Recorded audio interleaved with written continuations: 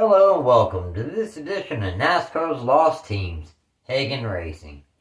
Billy Hagan was an owner-driver, though he only ever started 3 races.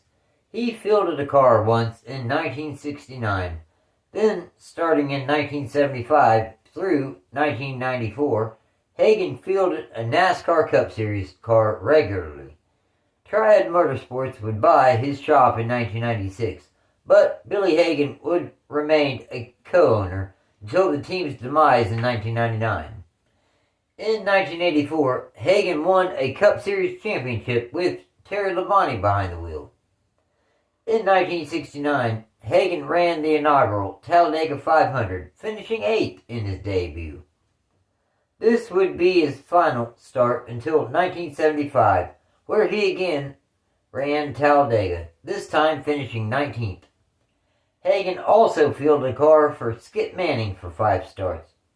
In 76, he fielded a number 92 Stratigraph Chevrolet Chevelle for Manning, and he won the 1975 Rookie of the Year honors.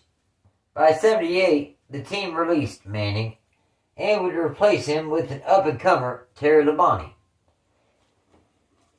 In the 5 starts that Terry started at the end of the season, after he replaced Manning, he would have a best finish of 4th at Darlington in the fall. Overall, they scored 1 top 5 and 3 top 10s in those 5 starts. In 1979, the number 44 Chevrolet ran all the races with a best finish of 3rd in the fall at Darlington. Overall, they scored 2 top 5s and 13 top 10s, ending the 1979 season 10th in final points, with a best start of 2nd at College Station. Also, next season in 1980, again, Labonte was back full-time behind the wheel of the number 44 Stratigraph Apache Oven Chevrolet, full-time. His best start was 3rd at College Station. His best finish was 1st in the fall at Darlington.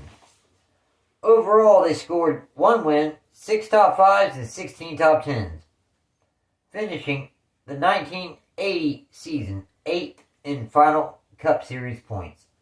Then in 1981, once again, Terrylabonte returned to the number 44 Stratigraph Buick full-time. Halfway through the season, crew chief Darrell Bryant was replaced by Suitcase Jake Elder.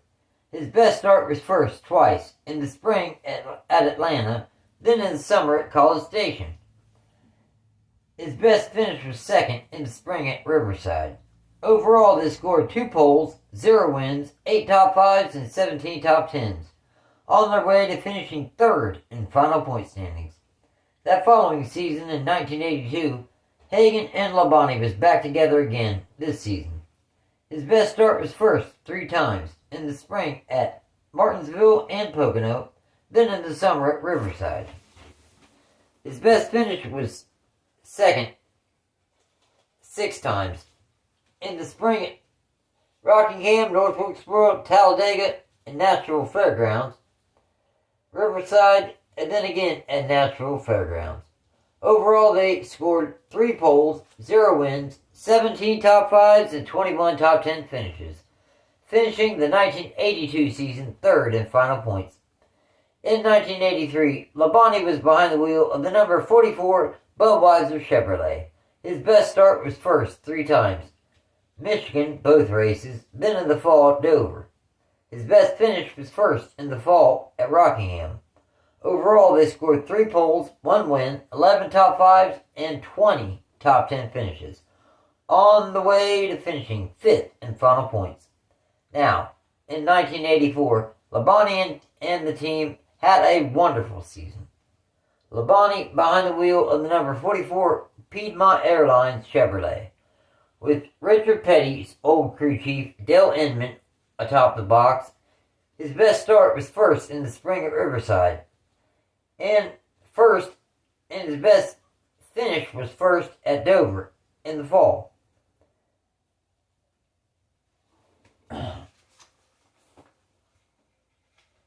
His best finish was first in the spring at Riverside and first in the fall at Bristol.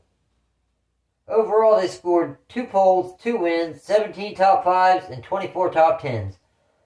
The 1984 season ending with Hagan and Labonte winning their first Cup Series championship. Joe Milliken made 1 start for Hagan in a number 1 car at the season finale at Riverside, finishing 38th. That following season in 1985, Labonte, of course, returned to the number 44 Piedmont Airlines Chevrolet full-time. His best start was first 4 times, in the spring at Rockingham and Dover, then in the fall at Rockingham and Riverside. His best finish was first in the spring at Riverside. Overall, they scored 4 poles, 1 win, 8 top 5s, and 17 top 10s, en route to a 7th in final points. Well, I guess all good things have to come to an end. And at the conclusion of this 1986 Cup Series season, that's exactly what happened to the racing marriage between Hagan and Labonte.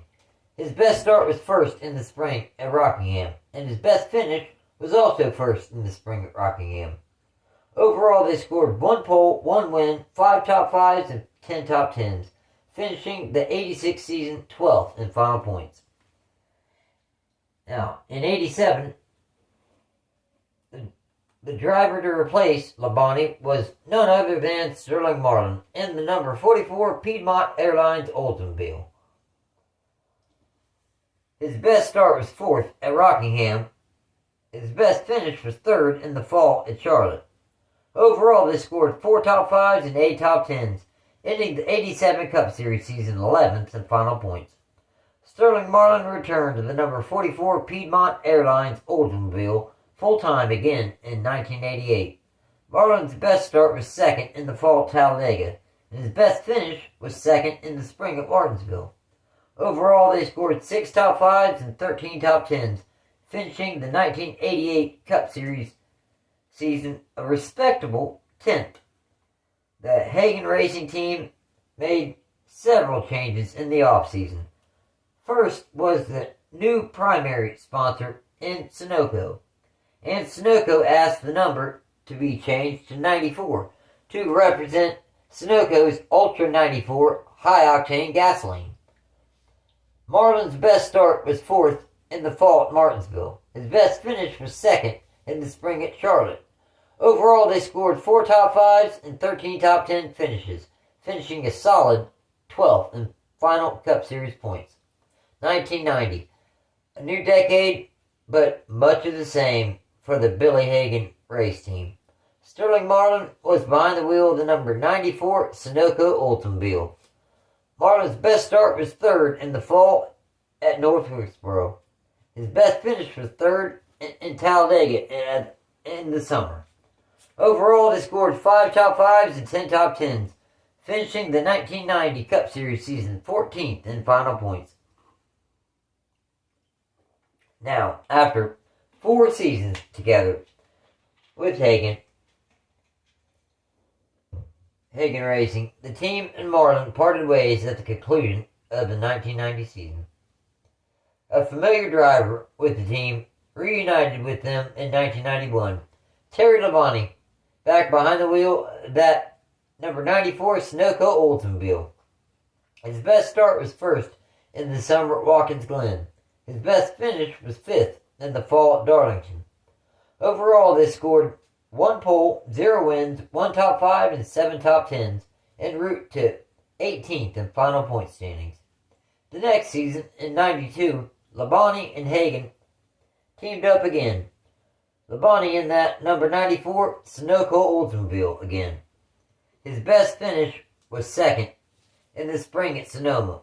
Overall, they scored 4 top 5s and 16 top 10s, ending the 1992 season 8th in final points. In 1993, Terrylabonte ran his final season for Hagan Racing. In the number 14 Kellogg's Cornflakes Chevrolet, Labonte's best finish was 6th in the spring at North Wilkesboro. Overall, they scored 10 top 10 finishes, finishing 18th in final points. Terrylabonte left at season's end and took Kellogg's cornflakes with him over to drive the number 5 Chevrolet for Hendrick Motorsports. Hagan also ran a second car for John Andretti to get some seat time ahead of him taking over the number 14 full-time in '94. In the number 72 Chevrolet, John did attempt the last 5 races of the Cup Series season, only DNQing for the season finale in Atlanta. His best finish was 24th at North Wilkesboro. In 1994, John Andretti would start the season with full intentions on running the entire schedule. He did successfully complete the Andretti Double, where a driver runs the Indy 500 and the Coke 600 all in the same day. After 18 starts and a dismal season, with the best finish of 19th at Sonoma, the team and Andretti parted ways at the conclusion of the inaugural Brickyard 400. Phil Parsons would attempt but DNQ the fall race at Bristol. Then Randy McDonald would qualify the number 14 into the show at Rockingham, finishing 24th. In 1995, the team would attempt 3 more races, but DNQ all of them, eventually closing down.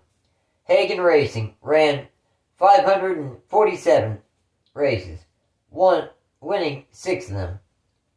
Scored 101 top 5 finishes, 236 top 10 finishes, winning 15 poles and 1 Drivers' Championship.